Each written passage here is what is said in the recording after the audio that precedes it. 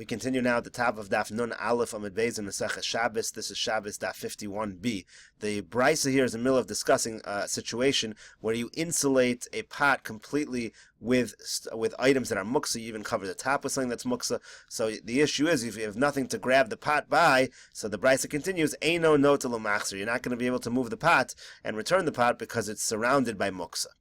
The brisa continues, Rabbi Yehuda Omer, Rabbi Yehuda says, Na'ores shel pishton daka, if you have pieces of thin flax, harehi kezevel, that has the status of manure. Rashi here explains, harei zeh kezevel, the mosif havla, it adds heat, ve'ena tomnin bo afilu mi va'od yom, you wouldn't be allowed to do hatzmana with that item, even from before Shabbos. The brisa continues, Manichin mechem al gabe mechem, a person is allowed to put a kettle on top of a kettle, or kedera al gabe kedera, or a pot on top of a pot, avalo kedera al gabe mechem, but not a pot on top of a kettle. Now some people actually change the girsa here, if you take a look at the Meseches Hashas, that you are allowed to put a pot on a kettle as well. Umechem al gabe kedera, and a kettle on top of a pot. Rashi here also has a couple of girsos, but Rashi prefers to say this is also permitted. Essentially all these cases are permitted according to the accepted girsos of the Meseches Hashas and Rashi. V'tach es pia bebatzek, you can also take some dough and surround and insulate the side of this pot. V'lo b'shvil sheichama, but you're not doing these things in order to heat it up, in order to heat up the upper pot. Ela b'shvil sheyu mishumorim, just in order to contain the heat. The brisa here says at the end that just like you cannot insulate hot food, you also cannot insulate cold food. And now, as we said before, Rebbe hitter lahatmin esatzonin. This position of Rebbe was discussed on the previous Amud. Rebbe allows one to do hatzmana on cold food items. Finally, the brisa finishes off ve'in merazkin lo es hasheleg velo es haborad b'Shabbos. You're not allowed to crush up snow or hail on Shabbos b'shvil sheyizovu meimav, in order to create water, that the water should flow, that you should melt it. Rashi explains this is like molid b'Shabbos. You're creating a new item on Shabbos. It's like nolad. Avol nosin hu lesochakos o lesochaka'ara ve'eno choshish. However, you could take these items and put them into a cup of wine or into some kind of a plate of food and let it melt on its own, and that is not a problem. This is the end of Bamet Tomnin, Hadron Alach Bamet Tomnin. We will return to you, Parak Bamet Tomnin. If you are enjoying these videos, please take a look at the description box below to see how you can support this channel. We now begin the Parak Bamet Behema Yotza. The Mishnah says as follows. Bamet Behema Yotza uvama Eino Yotza. With what is an animal allowed to go out with on Shabbos, and with what items is an animal not allowed to go out with on Shabbos? Rashi here explains. Bamet Behema Yotza. There is a halacha that a person is commanded to rest his animal on Shabbos as well. Now, something that is normal thing for the animal to be wearing in order to protect the animal, that's considered normal, and it's not considered a burden. It's not Asr on Shabbos. However, if the animal is wearing an item which is not for its protection, which is not normal for it to wear, then it's considered a burden, and that is actually a problem. You're being over on the Aveira of Shvisas Behemto.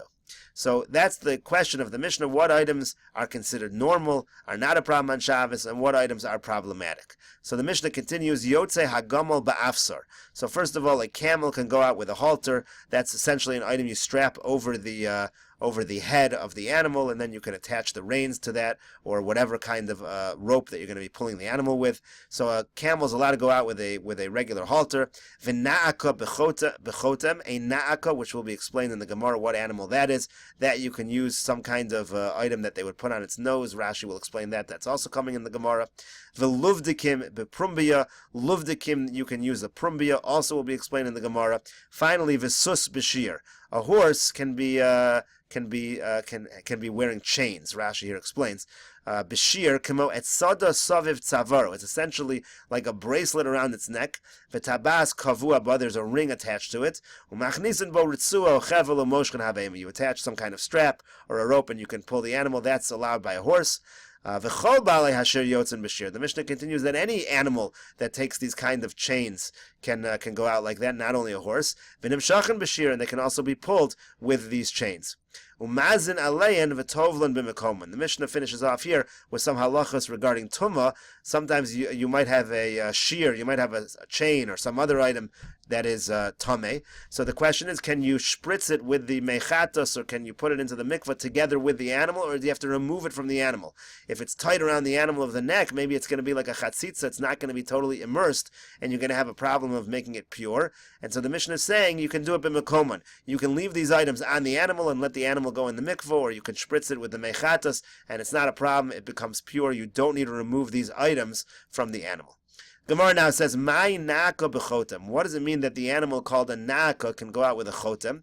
Amar Rabba bar bar Chana. Rabba bar bar Chana says, "Nakasa chivarti." It's a white camel. Bizmama de parzala. It goes out with a zmama de parzala. We'll take a look at Rashi for that. Rashi says, "My nako, my chotem chivarti shikosha lishtamer memnesha borachas."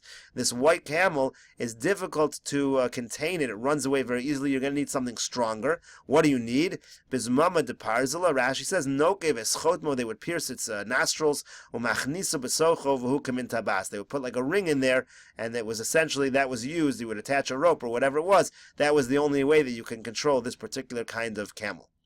The luvdikim beprumbia. Then the next animal that was listed in the Mishnah was a luvdikim with a prumbia. What is that? Amar Rav Huna. Rav Huna says chamra luba. It is a donkey from the area of Lub, and bepage de parzala, which essentially Rashi explains is a metal kind of halter. So it's a stronger type of halter that you're going to be using on this kind of donkey.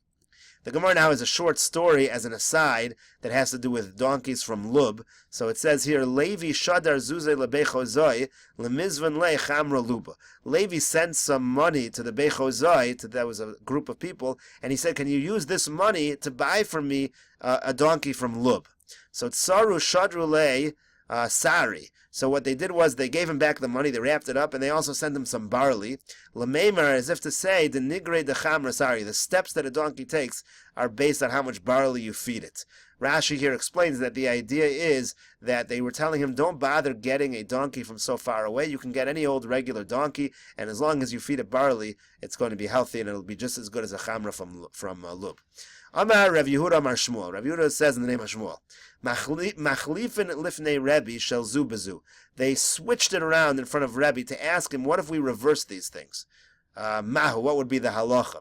The Gemara now elaborates. So the Gemara says, Naka ba'afsar loti boilach.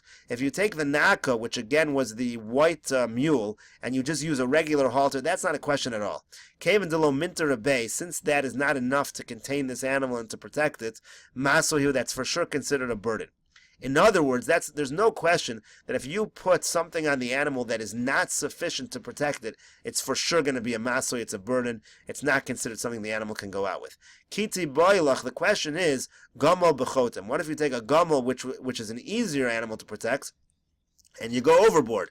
You use this kind of nose ring with the rope attached, which you certainly did not need, but you don't need it, but it certainly protects the animal. What's the halacha? What's the halacha? Kevin the sagile ba'afsar masoy. Since you could have just used an afsar, so this is a masoy. It's a burden and it's not allowed on Shabbos. O dilmor, maybe nitirusi yaserta lo amrin and masoy. We don't say that just because you did extra protection, that's called a masoy. So Amar lefon of Rabbi Yishmael Rabbi Yossi. So Rabbi Yishmael Rabbi Yossi said in front of him, Kach Amar Abba. Here's what my father Rabbi Yossi said about this shaila. Arba behemus yotzos ba'afsar. He made the statement that 4 animals can go out with an afsar. Hasus va'pered v'hagomal v'hachamor. The 4 animals are the horse and the mule and the camel and the donkey. So so his father, Rabbi Yossi, didn't address this question directly, but he tries to draw an implication as follows. Lemu'ute mai, what was he excluding? Lav lemu'ute gamal b'chotem. Isn't he saying that a gamal can go out in an afsar and not with a chotem? Extra protection is considered a burden. We should be strict. So the Gemara says not necessarily, no. Lemu'ute naka b'afsar. Who says? Maybe he was listing these 4 animals, and to say only these animals can go with an afsar, but an afsar is not sufficient for the naka, again, which is a wild white camel, which cannot be protected with an afsar, and that everybody agrees that if it's not sufficient, then it's certainly a burden. The Gemara now quotes a brisa b'masnisa tana. We learned in a brisa luvdikim v'gamal. The animals, again, this is luvdikim. That was the donkey from Lub, and then also the gamal, a regular camel, yotzin ba'afsar. Those are able to go out with an afsar. The chiddush over here is that luvdikim, it's sufficient to use an afsar for these donkeys. The Gemara now says, Kitanoi, really this issue, when a person overprotects the animal, whether or not that's a burden, that's really a machlokas tanoim. The Brisa says, Ein chaya yotze besugar. An animal is not allowed to go out in a sugar. Chananya omer yotze besugar, uvechol davar mishtamer. And Chananya says it's not a problem, you can go out with a sugar or anything that protects it. Rashi explains what's going on over here. So besugar collar, shel chevel, it's a rope collar. Kidimitargaminan vayitneu besugar bekularin. Okay, so Lamaisa, this brisa seems to have a machlokas of whether an animal can go out with this collar. So the Gemara now wants to clarify. But my asking, what exactly is the case?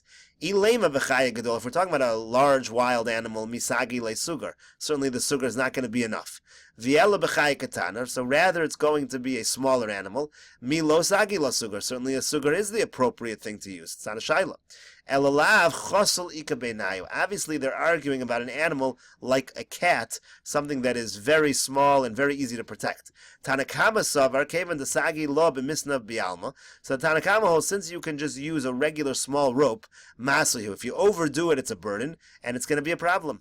V'chananya savar, but Chananya says, kol netirusi yaserta lo amrinan masahu. Just because you do extra protection, that does not mean it's a burden. Chananya essentially is lenient and says that if you use something that's stronger than what you need, it is mutter. It's not considered a burden on Shabbos. Amar Rav Huna bar Chia, Amar Shmuel. Rav Huna bar Chia says, in the name of Shmuel, halacha kechananya. The halacha is like Chananya, that we are lenient in this case. Levi breder Rav Huna bar Chia v'Rabba bar Rav Huna. Levi, the son of Rav Huna bar Chia, and Rabba bar Rav Huna havu ka'azli b'orcha. They were going on the road. Kadmei chamra de Levi lechamra de Rabba bar Rav Huna. The donkey of Levi, he was riding on his donkey, he went in front of Rabba bar Rav Huna.